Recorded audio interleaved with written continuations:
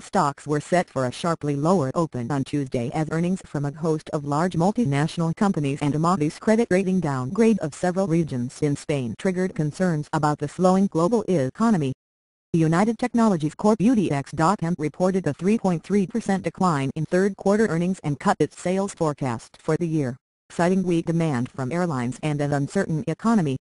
Fellow Dow Jones Industrial Average component DuPont DB.M reported a lower-than-expected quarterly profit on Tuesday and announced 1,500 job cuts as part of a cost-savings program designed. Thank you for trying verbose. This recording will go away once the product has been purchased.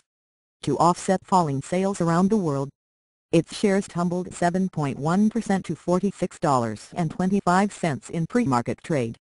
3M Co. MMM.M lost 2.4% to $90.33 in pre-market trade after the diversified U.S. manufacturer reported a 6.7% rise in third-quarter profit, but the company cut its profit forecast for the full year as acquisition costs and a strengthening dollar hurt margins.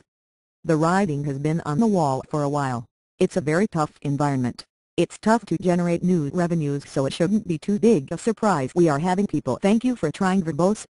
This recording will go away once the product has been purchased. Miss on that front, said Peter Jankowski, co-chief investment officer at Oakbrook Investments LLC in Lisle, Illinois. Adding to the global economic concerns was a fall in Spanish bond prices after Moody's downgraded 5 of the country's regions, including economically important but deeply indebted Catalonia. We had gone through a period starting with European Central Bank President Draghi's announcement from the ECB that he would stand behind the sovereign debt, where Spain's situation had kind of faded from people's view and it's bubbling up again, Jankowski said. S&P page 500 futures fell. Thank you for trying verbose. This recording will go away once the product has been purchased. 16.6 points and were well below fair value, the formula that evaluates pricing by taking into account interest rates, dividends and time to expiration on the contract.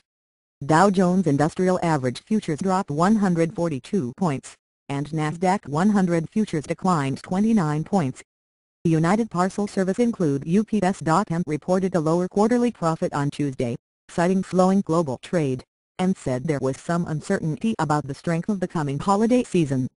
Its shares, however, advanced 1.5% to $72.64 in pre-market. According to Thomson Reuters data, 33 S&P page 500 companies are scheduled to thank you for trying verbose. This recording will go away once the product has been purchased. Post earnings on Tuesday. Of the 123 S&P page 500 STX companies that have reported earnings through Monday morning, 60.2% have topped analysts' expectations, shy of the 62% average since 1994 and below the 67% average over the past 4 quarters. Overall earnings for S&P 500 stock index companies are expected to fall 2.4% in the third quarter from a year ago.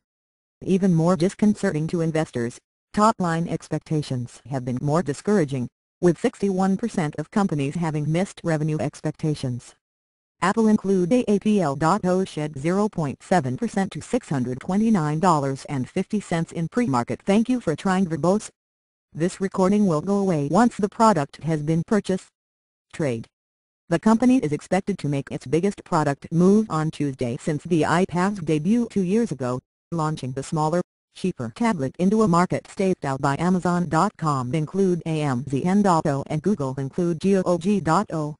Whirlpool Corp WHR.M gained 2.5% to $88.50 after reporting a higher-than-expected quarterly profit, helped by price increases and tight cost controls, and the world's largest appliance maker raised its earnings outlook for the year. Radio Shack Corp RSH.M plunged 14.2% to $2.05 in pre-market after the consumer electronics chain reported a much wider-than-expected quarterly loss. Thank you for trying verbose. This recording will go away once the product has been purchased. Hurt by weak margins in its smartphone business. The U.S. Federal Reserve's Policy Committee is also set to begin the first day of a 2-day meeting on interest rate policy on Tuesday. The Federal Open Market Committee is likely to hold off from taking fresh steps at the meeting, opting to review the impact of the significant action it took last month and keep a low profile in its last gathering before the November 6 general election.